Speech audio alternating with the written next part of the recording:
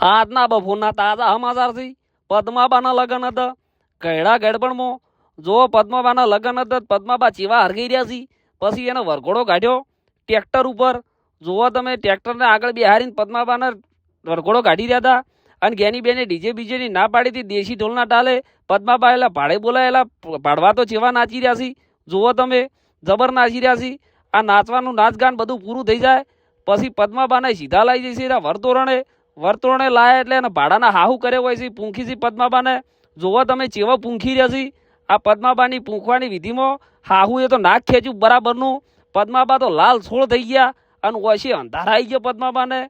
પણ પદ્માબાને પરણવાનો ખૂબ હરખ હતો એટલે કોઈ બોલ્યા ચાલ્યા નહીં.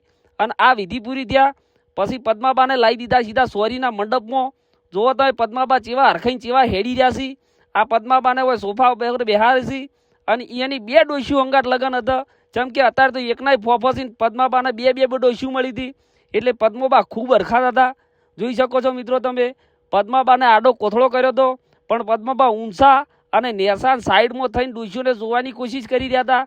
આ આપણાથી પદ્માબા આ વિધિ પૂરી થયા પછી પદ્માબાને સીધા ફૂલહાર કરવાના હતા. જેમ કે કૈડા ગડપણમાં તો ફેરા તો ફરાઈ ના એટલે બે ડોશી એને ફૂલહાર પહેરાવી નાખ્યા અને પદ્માબાએ પણ હરખ પદુડા થઈને એને ફૂલહાર પહેરાવી નાખ્યા.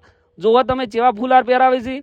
અને આ બધી વિધિ પૂરી થયા પછી વિદાય સમારંભ યોજન. વિદાય સમારંભ એના ભાડવાના લાયેલા ભાડવા તો ચેવા નાચી રહ્યા છે. પદ્મભાઈ ચેવા ઊંચા થઈ થઈને નાચી રહ્યા છે.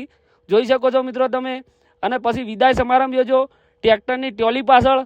અને પદ્માબાના લગ્ન કર્યા પછી પદ્માબાની આ બે ડોશીનું શું થાય છે પદ્માબાનું શું થાય છે એ જોવા માટે અમારી ઇન્સ્ટાગ્રામ ચેનલને ફોલો કરવાનું ભૂલશો નહીં. જય માતાજી મિત્રો.